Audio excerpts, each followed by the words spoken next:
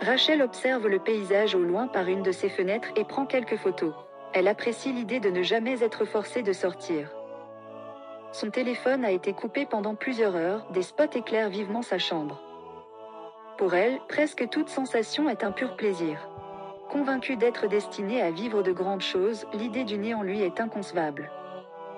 Habituellement plus attirée par son apparence que par les énigmes policières, elle trouve le monde plein de risques inutiles. Rachel rend les gens heureux en leur faisant croire qu'ils sont ceux qu'ils ne sont pas. Sa voix passionnée donne l'impression de parler à travers elle. La mort est son vertige et elle est souvent perdue dans ses pensées. Là où elle passe, Rachel laisse un parfum d'attirance charnelle. Incapable de se concentrer sur autre chose, elle aspire à vivre sa vie selon ses propres termes. Son intégrité est indiscutable, et son attachement au passé l'empêche de se projeter vers l'avenir. Elle se heurte à une certaine hostilité en raison de ses mœurs libres.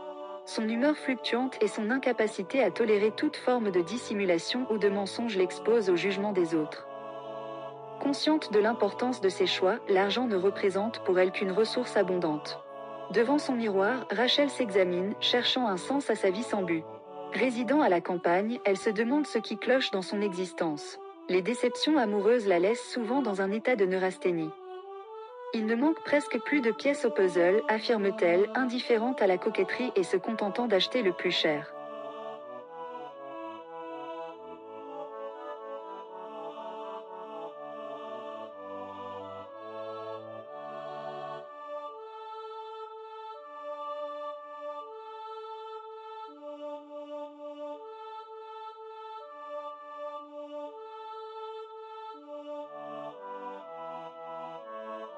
Indifferente alla coquetterie et se contentant d'acquérir le plus cher. Rachel vit selon les nécessités, acceptant les événements tels qu'ils viennent, et ne voit dans le monde que menaces et absurdités. Le temps semble s'arrêter alors que l'horloge indique un peu plus d'1 euro.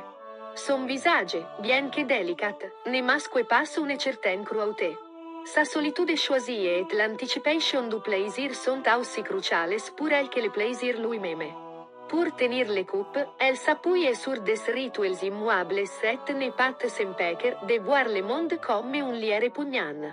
La conviction que la collaboration peut engendrer quelque chose de plus grand que ce que l'individu peut créer sur la vie. Cependant, elle lutte avec l'idée que, se blâmant elle-même, elle croit que tout le monde lui embête également.